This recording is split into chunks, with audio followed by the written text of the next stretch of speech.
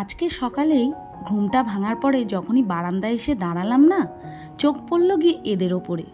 প্রত্যেক দিনই চোখ পড়ে, তবে আজকে যেন একটু দৃষ্টিটা আকর্ষণ করেই ফেললো এরা। তো দেখো পাতাগুলো গাছের এত সুন্দর হয়েছে, বেশ বড় বড়, যেরকম ঠিক আমি চাইছিলাম এদের যত্ন করার পর হবে ঠিক তেমনই হয়েছে। তো যত্নের ফল সবসময় কিন্তু সুন্দরই হয়। তো গাছপালা দেখলেই সেটা আমি বুঝতে পেরে গেছি। তো আমি খুব একটা গাছপালা লাগাই না, তো মানি প্ল্যান্টগুলো লাগিয়েছিলাম আর এত সুন্দর পাতা বেরিয়েছে না। আর বলে মানি প্ল্যান্ট নাকি বড় হলে ডগা বেরালে সেটা নিচের দিকে ঝুলতে দিতে নেই, তাই উপরের দিকে দিয়ে আসলাম। এসেই গরম গরম চা নিয়ে বসে পড়েছি। গরম তবুও দুটো বিস্কিট যেহেতু আমাকে সকালবেলায় খেতে হবে জলটা খেয়ে, তাই চাটা একটু ভিজিয়ে খাই, তাই চাটা নিয়ে বসে পড়েছিলাম। আর ওদিকে বিটুও ঘুমের থেকে উঠেছে, ওকে আমি কমপ্ল্যান খাইয়ে দিয়েছি, খাইয়ে ওকে টিউশন ক্লাসের জন্য পাঠিয়েও দিয়েছি। আর এখন চলছে বিটুর সামার ভ্যাকেশন, গরমের ছুটি। বাড়িতে থেকে বিটু যা জ্বালানো জ্বালাচ্ছে কি বলবো, মানে দুষ্টুমি চলতেই থাকছে। টিভি, ফোন, খেলাধুলা, এটা পিটানো ওটা পিটানো, সমস্ত কিছু নিয়েই কিন্তু আমার থাকতে হচ্ছে ওকে নিয়ে। তো এই যে তারপরে চাটা খেয়ে চাল মেপে হাঁড়িতে রেখে আসলাম, জল দিয়ে ভিজিয়ে রেখে এসেছি। তারপরে ঘরটা ফাঁকা পেয়েছে আর একটু একটু না ঘরে ঝুল পড়েছে দেখলাম। আমি না আবার বেশি ঝুল পড়া, নোংরা টোংরা এগুলো পছন্দ করি না, তো তাই আমার চোখ না এগুলোতে পড়েই যায়। যেন ঘর পরিষ্কার থাকলেও তাও মনটা একটু কেমন করে না, একটু মনে হয় নোংরা আছে, ঝুল আছে। তবে হ্যাঁ, সামান্য একটু ঝুল পড়েছিল। আর এরম হালকা পাতলা ঝুল যখনই পড়ে আমি কিন্তু ঝেড়ে ফেলি, প্রত্যেক ঘরেরটাই। বেশি ঝুল আমি পড়তে দিই না।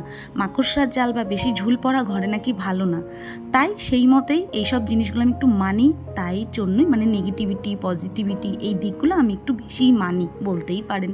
তো সেই কারণে একটু একটু ঝুল পড়লে, এই যে দেখ এখানটায় কিন্তু বেশ ভালোই ঝুল ছিল, এই ঘরটায় অল্প বিস্তর চোখে কিন্তু পড়ছেই, তাই ঝেড়ে দিলাম। সব ঘরে ঝুলগুলো ঝাড়া হয়ে গেছে। এমনকি চালটা ধুয়ে ভিজিয়ে রেখে আসার পর রান্নাঘরটাও ঝেড়ে নিয়েছি আমি। আর ঝুল ঝাড়ার কাজটা আগেই কেন করে নিচ্ছি, ওই যে বিটুর আবার পড়া হয়ে গেলে বাড়ি ফিরে আসবে, তো তখন তোকে ঘর পাকা করে দিতে হবে। আর যেই ঘরে ঝুল ঝাড়বো সেই ঘরে তো নোংরা থাকবেই, ঘর না ঝাড় দিয়ে তো আর আমি ওকে রাখতে পারবো না। অ্যালার্জি আছে যেহেতু, ডাস্ট অ্যালার্জি, ওর জন্য আগে এই কাজগুলো করে নিচ্ছি ও বাড়ি আসার আগে। তো সব জায়গায় ভালো করে ঝুল ঝেড়ে নিয়ে, এইবার না এত গরম, ঝুল ঝাড়ার পর কেমন যেন একটু লাগছিল, তাই চোখে মুখে ঘাড়ে একটু জলটা দিয়ে আসলাম। সকালে তো ফ্রেশ হয়েই নিয়েছিলাম, তারপরে এই সমস্ত কাজ করতে কি একটু ঘেমে যাওয়া আর ওই যে ধুলোর কাজ একটু কেমন লাগছিল, তার জন্য একটু চোখে মুখে জল দিয়ে চলে এসেছি এবার বিছানাটা গুছাতে। তো সকালবেলা উঠে বিছানা গুছানোর আগে অনেক কাজ থাকে কিন্তু। এই যে হেডফোনটা গুছিয়ে রাখতে হয়, বিটুর কিছু টুকটাক বই খাতা খেলনাধুলার জিনিস এদিক ওদিক ছড়ানো থাকে, বিছানায়ও থাকে কিছু, যেহেতু সকালে পড়তে গেছে তাড়াহুড়ো করে পাঠিয়ে দিচ্ছি, তাই টুকটাক বই খাতাও ছিল, সেগুলো গুছিয়ে নিয়ে এইবার আমি বসে পড়েছি বিছানাটা সুন্দর করে গুছানোর জন্য। তো সবার ফার্স্টে এই যে পাতলা ব্ল্যাঙ্কেট, এটা তো যখন এসি চলে তখন তো লাগেই। তো মানে প্রকৃতির কি নিয়ম, যখন গরম থাকে তখন আমাদের কেমন লাগে বলুন তো। আর যখন এই যে প্রকৃতি ঠিক না, মানুষের মানে সৃষ্টি, প্রকৃতি যেরকম গরমের সময় গরম দেবে, ঠান্ডার সময় ঠান্ডা দেবে, আবার বর্ষাকাল আসলে বেশ বৃষ্টিতে কিন্তু ভালোও লাগে। সেরকমই এই যে মানুষের সৃষ্টি, মেশিনগুলো, এই যন্ত্রগুলোর দ্বারা কিন্তু আমাদের বেশ আরামও লাগে। এই যে এসি চালালে যে কী শান্তি লাগে, মনে হয় সমস্ত কাজবাজ বাদ দিয়ে ওই এসির তলাতেই বসে থাকি। আমি জানো তো রান্নাঘরে যাই আর একটু করে এসে ঘরে আবার বসি ফ্যানের তলায়। সবসময় এসি চালাই না, ফ্যানটা চালিয়ে রাখি, একটু 2 মিনিট অন্তর অন্তর ঘরে এসে বসি। নাহলে একভাবে যদি রান্নাঘরে দাঁড়িয়ে রান্না করি না, তো স্ট্রোক করে মরেই যাবো এমন মনে হয়। আর এই গরমকালে না 2 দিন অন্তর অন্তর বেডশিট চেঞ্জ না করলে একদম ভালো লাগে না, তাই বেডশিটটা চেঞ্জ করে দিলাম। আর এর আগে একটা বেডশিট পেতে নিলাম, ওই দেখলেই তো কালারফুল যে ব্ল্যাক কালারের বেডশিটটা, ওটা পাতার পরে এইটা পাতলাম। না হলে না বিটু এখন বাড়িতে থাকে তো, আর বিছানায় এতবার উঠবে না, চাদরটাকে টেনে হিঁচড়ে নিচে নামিয়ে নিয়ে চলে যাবে, এরকম করে। ওর জন্য 2টো পেতে দিলে না একদম ঠিকঠাক মতন বেডশিটটা জায়গায় থাকবে। আর যতক্ষণ না বিছানাটা আমার ঠিকঠাক হবে ততক্ষণ আমার কিন্তু মোটেও ভালো লাগে না। এই দেখো বলতে বলতে বাড়িতে চলেও এসেছে টিউশন ক্লাস থেকে। তো যাই হোক, এবার বিছানাটাকে গুছিয়ে নিলাম, ঘরের কাজটা টুকটাক করে নিয়ে তারপরে রান্নার ওদিকে যেতে হবে।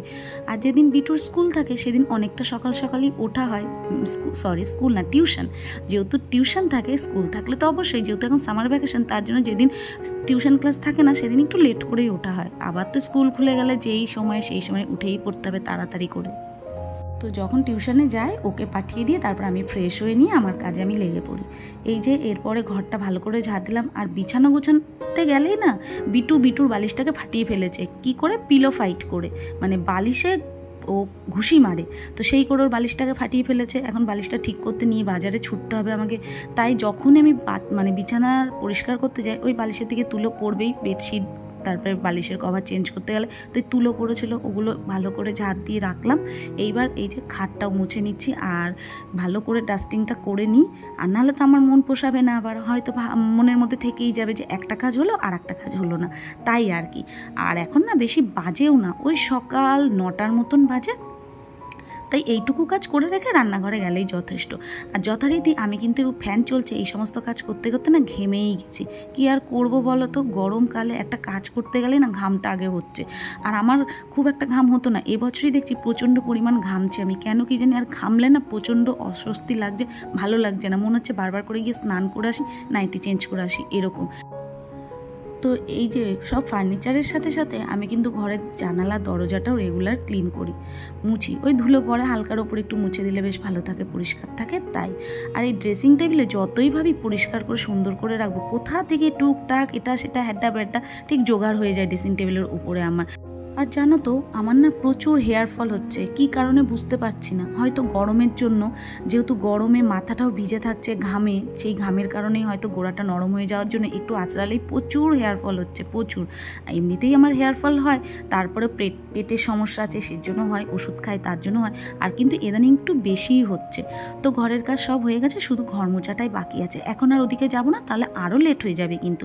এদিকে এসে দেখো খাবার দাবারের সব গোছানো হয়ে গেছে, ওদিকে আলু ভাজি, একটু জল দেওয়া ভাত আছে, সেটাই সকালে আজকে সবাই মিলে খাবে।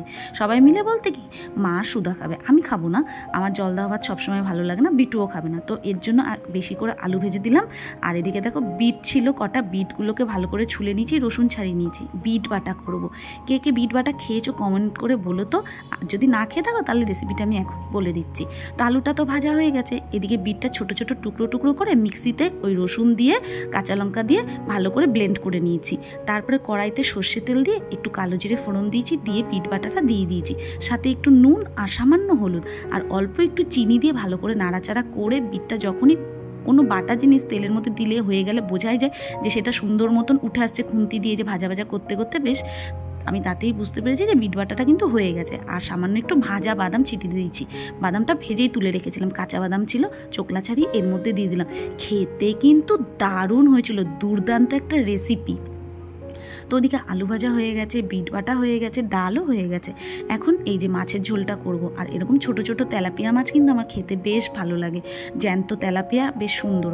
আর এই তেলাপিয়া মাছটা না আজকে মা বলল যে আজকে একটু উচ্ছে দিয়ে আলু দিয়ে পাতলা করে ঝোল করতে, তবে আমি কিন্তু কোনোদিনও উচ্ছে আলু দিয়ে পাতলা করে ঝোল খাইনি, তেলাপিয়া মাছের পাতলা ঝোল খেয়েছি, তবে আলু উচ্ছে দিন, আলুর সাথে বেগুন বা ডাঁটা দিই। তো এদিকে যে বিট বাটাটা, আলু ভাজা, আর এদিকে কিন্তু ভাতও হয়ে গেছে, দেখাচ্ছি হাঁড়ি ভর্তি ভাত করে রেখে দিয়েছি, গরমে না গরম ভাত খেতে ভালো লাগে না, তাই দুবেলার ভাত করে রেখে দিয়েছি, রাতের আর দুপুরে, ঠান্ডা হয়ে যাবে, ঠান্ডা ভাতটা খেতে বেশ ভালো লাগে। তো এই যে আলু ভাজা আর বিট বাটাটা এখানে, আর ওদিকে ডালও হয়ে গেছে, ওদিকে মাছ ভাজাও সব হয়ে গেছে, তুলে রেখেছি এই যে ভাজা মাছ। আর ওদিকে এখন একটু জিরে ফোড়ন দিয়ে তার উপরে দিয়ে দিয়েছিলাম জিরে বাটা, কাঁচা লঙ্কা বাটা, নুন আর হলুদ দিয়ে, আর আলুটা আলাদা ভেজে তুলে রেখেছিলাম, উচ্ছেটাও আলাদা ভেজে তুলে রেখেছি। তারপরে ফোড়নে ওই যে একটু কালো জিরে ফোড়ন দিয়েছিলাম, আর যে বাটা মশলাটা ছিল সাদা জিরে কাঁচা লঙ্কা সেটা দিয়ে একটু নুন আর হলুদ দিয়ে ভালো করে কষিয়ে নিয়ে ভাজা উচ্ছে আলুটা দিয়ে দিয়েছি। এখন কষানো হলে তারপরে ঝোল দিয়ে ফুটে উঠলে মাছ দিয়ে দেবো, ব্যাস। আর এদিকে দেখো পেঁয়াজ ভাজতে বসেছি, ওই যে বাড়িতে যে আমার ছোটো মহারাজ রয়েছে তার সকাল থেকে রাত পর্যন্ত একটার পর একটা ফরমাইশ চলতেই থাকে, এখন তাকে ভাত ভেজে দিতে হবে, তাই একটু এই যে পেঁয়াজ ভেজে দিচ্ছি আর একটু কাঁসাজি করবো এর মধ্যে, কেমন বলছি। পেঁয়াজটা যখন হালকা হালকা ভাজা হয়ে গেছিলো তখন আলু ভেজে যেই রেখেছিলাম না, সেই আলু ভাজার থেকে একটু আলু ভাজা এর মধ্যে দিয়েছি, আর একটা ডিম ভুজিয়া করে ভাত মিশিয়ে একটু নুন দিয়ে দিয়েছি, আর ওপর দিয়ে একটুখানি গোলমরিচের গুঁড়ো, কাঁচা লঙ্কা কুচি, ম্যাগি মশলা আর হচ্ছে একটু বাটার দিয়ে দিয়েছিলাম, তাতেই কিনা যথেষ্ট ফাটাফাটি একদম মাতিয়ে দিয়েছে নাকি, তাতেই রমরমা ব্যাপার, বাজি মাত করে দিয়েছে। এই রেসিপি চেটে পুটে খেয়ে নেবে সবটুকু। আর এদিকে মাছের মশলাটাও কষে গেছে, এখন ঝোল দিয়ে দেবো, তারপরে একটু ফুটে উঠলে মাছগুলো দিয়ে দেবো, ব্যাস এইটুকুই, আর কিছু না। তবে নুন ঝালটা একটু টান টান দিলে, মানে পরিমাণ অনুযায়ী দিলে বেশ খেতে কিন্তু ভালোই লাগে। তো এই যে বিটুকে এই যে বিটুর প্লেটিং করে দিতে হয়, আবার মন মতন খাবার দাবার হলে না নিজের থেকেই প্লেট বের করে নিয়ে চলে আসবে যে এই প্লেটে এটা আমাকে সাজিয়ে দিতে হবে। তো দিয়ে দিয়েছি ওকে, আর ও একা খাবে না, আমি ওখান থেকে একটুখানি খাবো। আর এদিকে দেখো রান্নাবান্না আমার প্রায় শেষ হয়ে গেছে, তাই হালকা পাতলাভাবে গ্যাসটাও মুছে নিলাম। এখন এই রান্নাটুকু পুরোপুরি হলে তারপরে ঘরটা মুছে গ্যাস মুছবো, মুছে রান্নাঘরটা ক্লিন করলে ব্যাস শান্তি। গরমে মনে কত তাড়াতাড়ি ঘর থেকে বেরাবো, কাজ বাজ করে একটু ফ্যানের তলায় বসবো।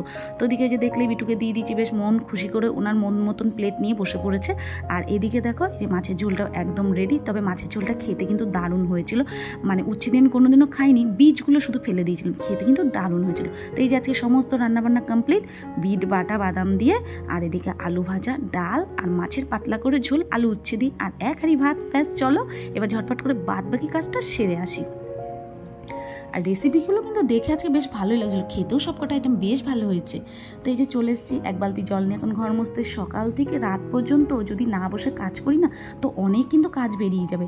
আর এর আগে একটা ভিডিও আমি দিয়েছিলাম যে আফটার 30 নিজের খেয়াল কিভাবে রাখতে হবে, তো দেখলে তো আফটার 30 নিজের খেয়ালটা কিভাবে রাখবো আমরা, সেই ভিডিওটার কেমন লেগেছে কিন্তু জানিও। যারা দেখোনি আমি ডেসক্রিপশন বক্সে লিঙ্ক দিয়ে দেবো, দেখে নিও। তো এই যে আমি তখন ওখানে বলেছিলাম যে ওই ভিডিওটাতে যে আমরা কিন্তু ঘরের কাজের মাধ্যমে আমাদের কিন্তু ফিটনেস বজায় রাখতে পারি, বড় বড় জিমে যেতে হবে না টাকা খরচা করে।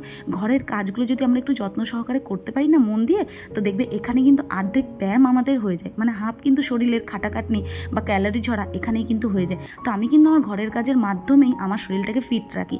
তবে অসুস্থ হলে তখন কয়েকদিন মানে খারাপই লাগে, এত কাজ যখন করি না ক্লান্ত হয়েই পড়ি। তবে আবার মনকে মানে জোর করে বলতে পারো একতরফা জোর করি যে না আমাকে ফিট থাকতে গেলে এই কাজগুলো করতেই হবে, তাই ওই মনের জোর নিয়ে নেমে পড়ি। শরীরটা ঠিক থাকলে আমার কোনো অসুবিধা হয় না।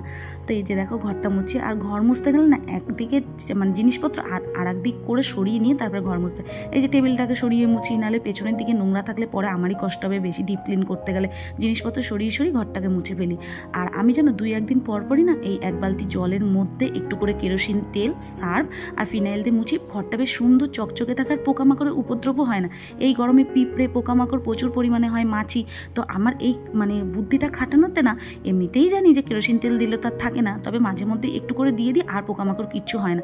ঘরে কয়েকদিন ধরে না খুব পিঁপড়ে হয়েছিল, এখন দেখছি একটাও পিঁপড়ে নেই, বেশ ভালোই হয়েছে। পরিষ্কার পরিচ্ছন্ন থাকে আর পোকামাকড়ের উপদ্রব থেকেও বাঁচা যায়। তবে শুধু রান্নাঘরের পোকামাকড়ের উপদ্রব থেকে আমি কিছুতেই বাঁচতে পারি না, সেটা অন্য কিছু না, পিঁপড়ে মাকড়সা মশা মাছি কিছু না, শুধু আরশোলা। কোথা থেকে যে এত আরশোলা সেই গুড়ি গুড়ি বা বড় না থাকলে কি আর গুড়ি গুড়িগুলো আসে বলো তো, কোথা থেকে আসে আমি জানি না। কারো কাছে যদি একটু সলিউশন থাকে জানিও তো। আমি অনেক রকম পদ্ধতি করেছি, ওই যে লক্ষণ রেখা মানে চকগুলো দেওয়া, তারপরে হচ্ছে হিট দেওয়া, তো ওই 2-1 দিনই, তারপরে আবার জেকে সেই আবার কোথা থেকে আসে।